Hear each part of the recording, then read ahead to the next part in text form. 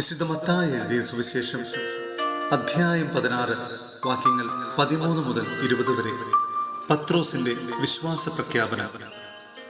യേശു Caesarea Philippi പ്രദേശത്ത് എത്തിയപ്പോൾ ശിഷ്യന്മാരോട് ചോദിച്ചു, മനുഷ്യപുത്രൻ ആരെന്നാണ് ജനങ്ങൾ പറയുന്നത്? അവർ പറഞ്ഞു, ചിലർ സ്നാപക യോഹന്നാൻ എന്നും മറ്റു ചിലർ ഏലിയ എന്നും വേറെ ചിലർ ജെറേമിയ അല്ലെങ്കിൽ പ്രവാചകന്മാരിൽ ഒരുവൻ എന്നും പറയുന്നു. അവൻ അവരോട് ചോദിച്ചു, എന്നാൽ ഞാൻ ആരെന്നാണ് നിങ്ങൾ പറയുന്നത്? ശിമയോൻ പത്രോസ് പറഞ്ഞു, നീ ജീവനുള്ള ദൈവത്തിന്റെ പുത്രനായ ക്രിസ്തുവാണ്. യേശു അവനോട് അരുൾ ചെയ്തു, യോനായുടെ പുത്രനായ ശിമയോനെ, നീ ഭാഗ്യവാൻ. മാംസരക്തങ്ങളല്ല, സ്വർഗസ്ഥനായ എൻ്റെ പിതാവാണ് നിനക്ക് ഇത് വെളിപ്പെടുത്തി തന്നത്. ഞാൻ നിന്നോട് പറയുന്നു, നീ പത്രോസാണ്. ഈ പാറമേൽ എൻ്റെ സഭ ഞാൻ സ്ഥാപിക്കും. നരക കവാടങ്ങൾ അതിനെതിരെ പ്രബലപ്പെടുകയില്ല. സ്വർഗരാജ്യത്തിന്റെ താക്കോലുകൾ നിനക്ക് ഞാൻ തരും. നീ ഭൂമിയിൽ കെട്ടുന്നതെല്ലാം സ്വർഗത്തിലും കെട്ടപ്പെട്ടിരിക്കും. നീ ഭൂമിയിൽ അഴിക്കുന്നതെല്ലാം സ്വർഗത്തിലും അഴിക്കപ്പെട്ടിരിക്കും. അനന്തരം അവൻ താൻ ക്രിസ്തുവാണെന്ന് ആരോടും പറയരുതെന്ന് ശിഷ്യന്മാരോട് കൽപ്പിച്ചു. സഹോദരരെ, വിശുദ്ധ പൗലോസ് ശ്ലീഹ എഫേസോസിലെ സഭയ്ക്ക് എഴുതിയ ലേഖനം അധ്യായം 2 വാക്യങ്ങൾ 11 മുതൽ 22 വരെ. എല്ലാവരും ക്രിസ്തുവിലൊന്ന്.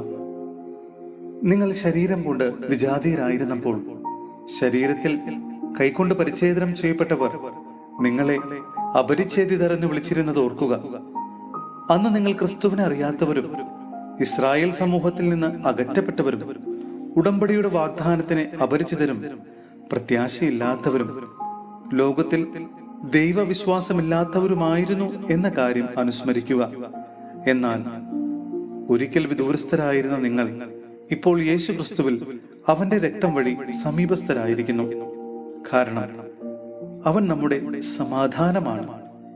ഇരു കൂട്ടരെയും അവൻ ഒന്നിപ്പിക്കുകയും ശത്രുതയുടെ മതിലുകൾ തകർക്കുകയും ചെയ്തു. കൽപ്പനകളുടെയും ചട്ടങ്ങളുടെയും ആധിപത്യം അവൻ തന്റെ ശരീരത്തിലൂടെ ഇല്ലാതാക്കി. ഇരു കൂട്ടരുടെയും സ്ഥാനത്ത് ഒരു പുതിയ മനുഷ്യനെ സൃഷ്ടിച്ചുകൊണ്ട് സമാധാനം സംസ്ഥാപിക്കാനും കുരിശു വഴി ഒരേ ശരീരത്തിൽ ഇരു കൂട്ടരെയും ദൈവത്തോട് അനുരഞ്ജിപ്പിക്കാനും അങ്ങനെ തന്നിലൂടെ ശത്രുത അവസാനിപ്പിക്കാനുമാണ് അവൻ ഇങ്ങനെ ചെയ്തത്. വിദൂരസ്ഥരായിരുന്ന നിങ്ങളോടും സമീപസ്ഥരായിരുന്ന ഞങ്ങളോടും അവൻ സമാധാനം പ്രസംഗിച്ചു. അതിനാൽ അവനിലൂടെ ഒരേ ആത്മാവിൽ ഇരു കൂട്ടർക്കും പിതാവിന്റെ സന്നിധിയിൽ പ്രവേശിക്കാൻ സാധിക്കുന്നു.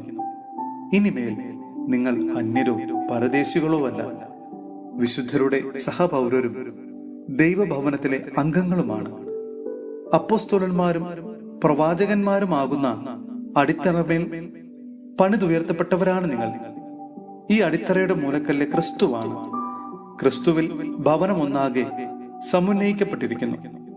കർത്താവിൽ പരിശുദ്ധമായ ആലയമായി അത് വളർന്നുകൊണ്ടിരിക്കുകയും ചെയ്യുന്നു. പരിശുദ്ധാത്മാവിൽ ദൈവത്തിന്റെ വാസസ്ഥലമായി നിങ്ങളും അവനിൽ പണിയപ്പെട്ടുകൊണ്ടിരിക്കുന്നു.